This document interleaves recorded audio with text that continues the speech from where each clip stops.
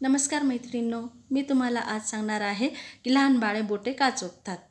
तर लहान बाळे म्हणजे 3 ते 4 महिन्याचे बाळ असतात. ते आपल्या तोंडात 2 बोट किंवा पूर्ण हात घालण्याचा प्रयत्न करतात किंवा 2 बोट घालतात किंवा नंतर अंगठा चोखतात. तर त्याच्याने त्यांचं काय होतं, ब्रेन डेव्हलपिंग होतं, म्हणजे मेंदूची वाढ व्हायला मदत होते. म्हणजे ते अभ्यास असतो ना त्या प्रकारचं करत असतं की हात कसा लागतोय, तोंडाने सगळं स्पर्श ज्ञान घेत असतं.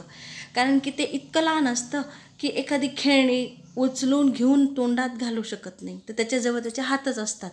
तर हातांनीच ते खेळत असतं आणि तोंडात त्याला मऊ मऊ लागतं, त्याचे बोटं मऊ लागतात किंवा असं सेफ, म्हणजे त्याचे आकार कळतात त्याला, म्हणून ते तोंडात बोट घालतं. आणि नंतर काय होतं, पूर्ण हात तोंडात जात नाही, तर त्याला अंगठा घ्यायला एकदम सोपं जातं. तर अंगठा घेतल्याने त्याला कम्फर्टेबल वाटतं. म्हणजे तर काही ना काय वाटतं की बाबा बाळाने अंगठा चोखू नये, तर तसं काही नसतं. त्याला रागवून बिलकुल त्याचा अंगठा चोखणं बंद करू नये. 6 ते 7-8 महिन्याच्या पुढे बाळ झालं की मग ते बसायला लागलं की तेव्हा ते खेळण्या खेळतं. फक्त आपल्याला काय काळजी घ्यायची आहे की त्याचे अंगठा, बोट, हात स्वच्छ राहू द्यावे.